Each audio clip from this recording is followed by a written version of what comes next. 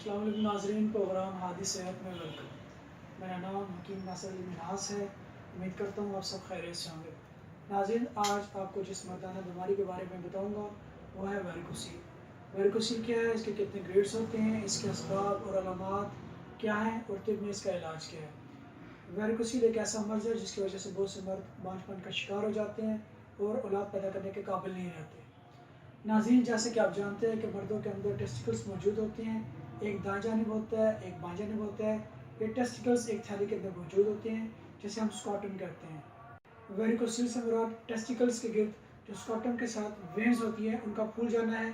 Scrotum से मुराद इंसानी जिस्म की वो थैली है जिसमें टेस्टिकल्स मौजूद होते हैं। ये मर्ज ज़्यादातर लेफ्ट टेस्टिकल्स में होता है। वेरिकोसील की एक काफ़ी कम्प्लेक्स टर्म है। इंसान के रिप्रोडक्टिव सिस्टम में टेस्टिकल्स शामिल होते हैं। ये टेस्टिकल्स की ढीली स्किन स्कॉटम में मौजूद होती है। इन टेस्टिकल्स में रिप्रोडक्टिव सेल्स यानी कि स्पर्म्स बनते हैं। इन्हीं टेस्टिकल्स में टेस्टोस्टेरोन भी पैदा होते हैं।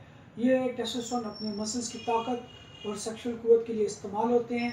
स्कॉटम हमारे लिए इन टेस्टिकल्स को ठंडा रखते हैं जिससे हमारे स्पर्म्स की प्रोडक्शन के लिए टेम्परेचर मौजूद रहता है।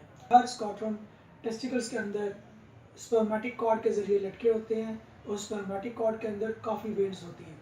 वो वेन्स जिनमें स्पर्म्स ट्रैवल करते हैं इसको वास डिफरेंस कहते हैं। जबकि एक वेन जिसका नाम टेस्टिकुलर आर्टरी है, यह खून को टेस्टिकल से वापस पेम्पनी कॉम्प्लेक्स से खून टेस्टिकल्स वेन्स में जाता है।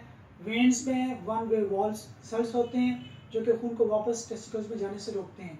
जब टेस्टिकल वेन्स में मौजूद ये वॉल्स डैमेज हो जाते हैं, ये काम सही तरह अंजाम नहीं दे पाते, जिसकी वजह से खून वापस टेस्टिकल्स के जाना शुरू हो जाता है। क्योंकि बाएं तरफ की वेन्स दाएं तरफ की वेन्स की निस्बत ज़्यादा सीधी और लंबी होती हैं। खून की इस हरकत की वजह से पेम्पनी कॉम्प्लेक्स की वेन्स फूल जाती हैं जिसकी वजह से टेस्टिकल का टेम्परेचर बढ़ जाता है।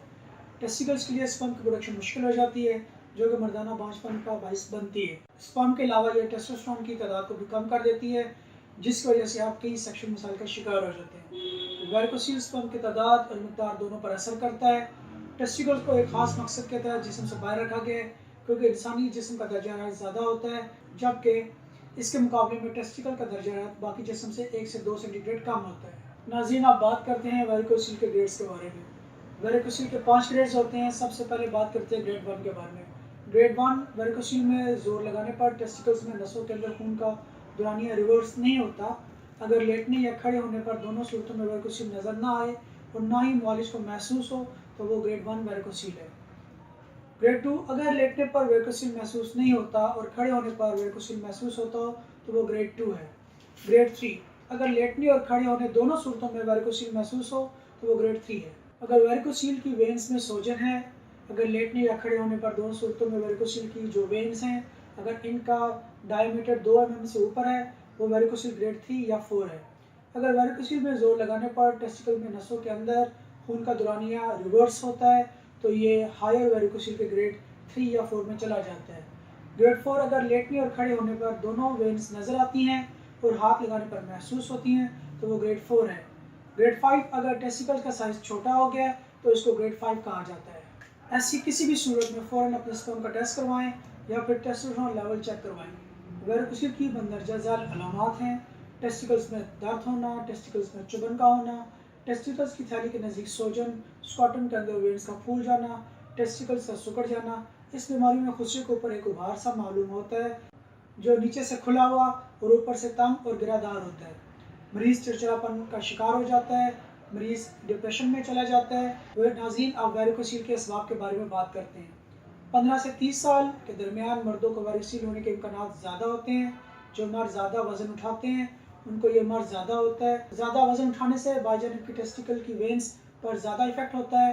गुर्दे की खराबी, मैदे की खराबी, कब्ज़, बवासीर, खून का गाढ़ापन या खून में कोलेस्ट्रॉल का बढ़ जाना, तम्बाकू नोशी, सिगरेट नोशी, शराब नोशी। ऐसे लोग जिनको मोटापे की बीमारी होती है उनको ये मर्ज हो सकता है। वो लोग जो जिगर के किसी मर्ज में मुब्तला हो उनको भी ये बीमारी हो सकती है। नाज़रीन, वेरिकोसील की वजह से लो स्पर्म काउंट भी डेवलप हो जाता है। इस वजह से ओलिगोस्पर्मिया डेवलप हो सकता है और बाज़ औक़ात ऐसा भी होता है कि ज़ीरो स्पर्म काउंट यानी कि एज़ोस्पर्मिया भी डेवलप हो जाए।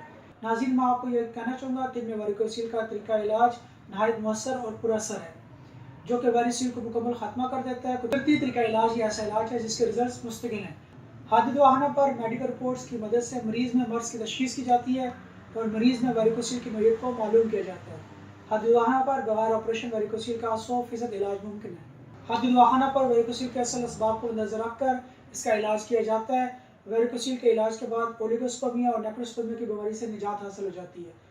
तो फिर आज हादिद वाहना पर तशरीफ़ लाएँ और मुकम्मल यकीन के साथ अपना इलाज करवाएँ। अल्लाह हाफ़िज़।